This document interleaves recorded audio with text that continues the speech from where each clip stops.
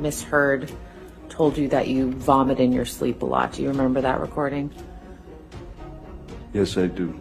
And what's your response to that?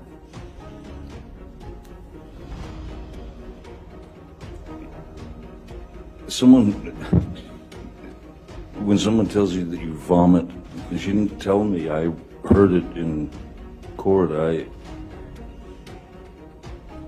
When someone brings up the fact that you vomit in your sleep every night, and, well, at first I think you'd be aware of it.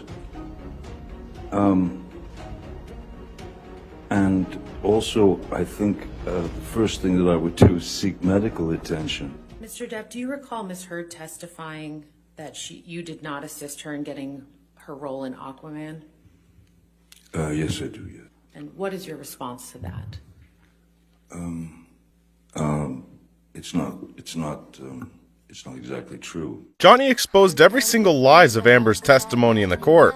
It was Johnny's turn to tell the world the truth about his ex-wife after Amber Heard shed all those phony tears and was exposed because of her lies in front of the jury. In this video, we'll go over some significant points from Johnny's testimony to help you have a better understanding of the case. Starting with Amber's claim that Johnny had no role in her obtaining the position in the Aquaman film, Depp revealed that it was he who utilized his connections to contact Warner Bros. And acquire the part for her. On September 24, 2015, Johnny and his band, the Hollywood Vampires, performed at the massive rock and roll event in Los Angeles. According to Depp, Amber and her sister asked him to join the event, and after the 2-hour show, Heard informed him that she had to leave for LA for a Warner Bros. Audition.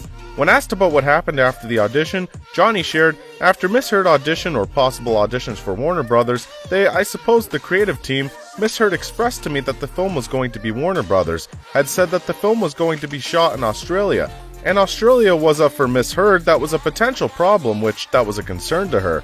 And because it was of concern to Warner Brothers.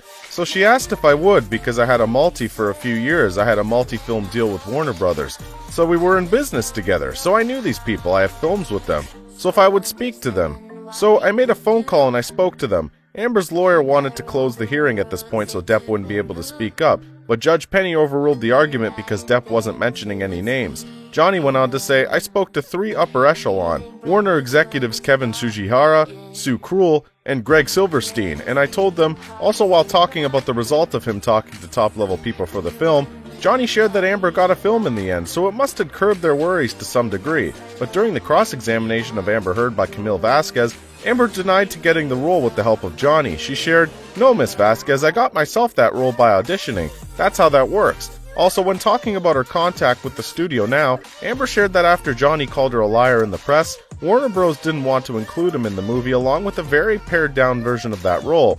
However, when Walter Hamada, a former Warner Bros. Executive, was called to the witness to explain why Amber was cast in such a small role in the film, he stated that Amber had no chemistry with the lead actor. You watch the movie, they look like they had great chemistry, but I just know that through the course of the post-production that it took a lot of effort to get there. Sometimes you don't. Sometimes it's very easy. You just put the characters on the screen together and they work. And sometimes it's harder.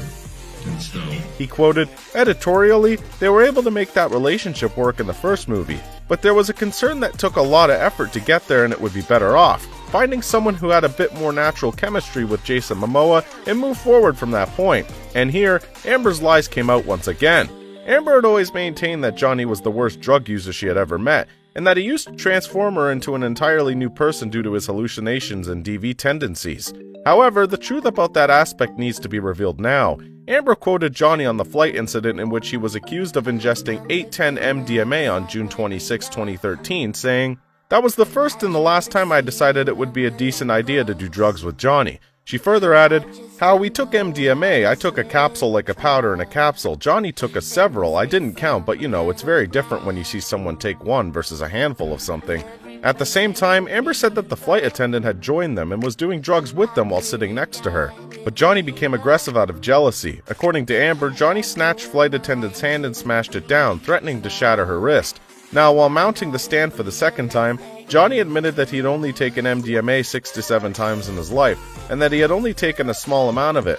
Also, while answering the claims of Amber of him taking 810 MDMA pills, Johnny quoted, no ma'am, because I be dead. Pretty sure I be dead. I think one would die and probably rather quickly. The testimony of Mr. Richard Poor, an orthopedic surgeon, opened more opportunities for people to think about this issue differently. According to retrospect, Johnny losing his fingertip via a vodka bottle while his hand was lying on a counter is impossible. The photographic evidence, he said, was inconsistent with the glass explosion.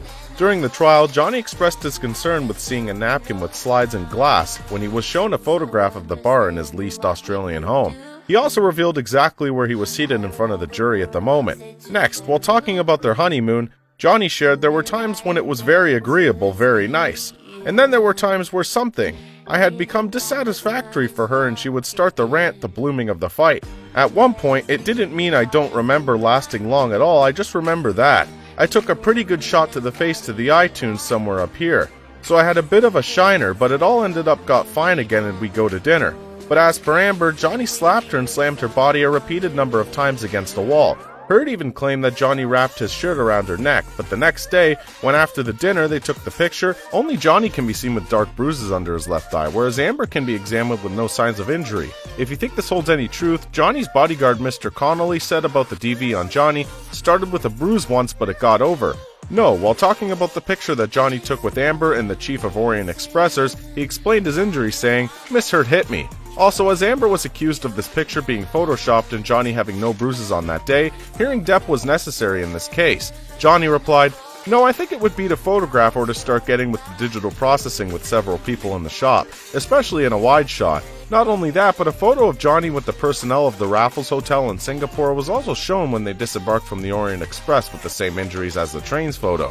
While talking about the staircase incident in which Amber punched Johnny, recalling the Kate Moss incident, Johnny's lawyers asked him to share his opinion on the matter. Johnny quoted that he did say that 3 times. Also, while talking about what Amber was referring to during her testimony, Johnny shared, as Kate Moss testified, it was many, many years ago, and what exactly is what she said happened. I recall speaking with Miss Hurt about in February ending because of the downpouring of rain because it was raining very heavily that day that Kate slipped, and when he got objected again, Johnny shared that he will make it easy for Amber's attorney Rottenborn, saying, "Miss Hurt took the story and turned it into a very ugly incident all in her mind. There was never a moment where I pushed Kate down any set of stairs, yet she spewed this 3 times before." At this point, Heard's attorney brought the objection again, saying that Amber testified on only hearing the rumor about Kate. But it seems like Jude Penny knows how to dig the truth by herself as well, so she overrules the objection, making Johnny freely speak the truth. Johnny also pointed out that he never heard the rumor of this incident before Amber brought this into the trial. Talking about Whitney's relationship with Johnny, Depp shared how he always liked Amber's sister and said that she always used to get the dirty end of the stick. Johnny also explained Amber's relationship with her sister, saying, "Loving sister, trusted sister and friend," and then Blackie, and then with the punching bag or the dartboard or the recipient of some rather demanding and ugly words, or she would have thrown wine thrown on her face. Johnny explained how he witnessed a lot of Amber's reactions to her sister, like the wine splash in New York too, which ended up in papers too, as in what happened in the elevators. Also, while discussing Whitney's stay at his penthouse, Johnny revealed that Amber's sister had recently broken up with her boyfriend and needed a place to reside. When Amber asked Johnny whether she could stay, he agreed. She moved away after a year and a half because Amber became enraged and they had a fight over Whitney working on The Art of Elysium with Jennifer Howell. What do you think the jury will decide in the end?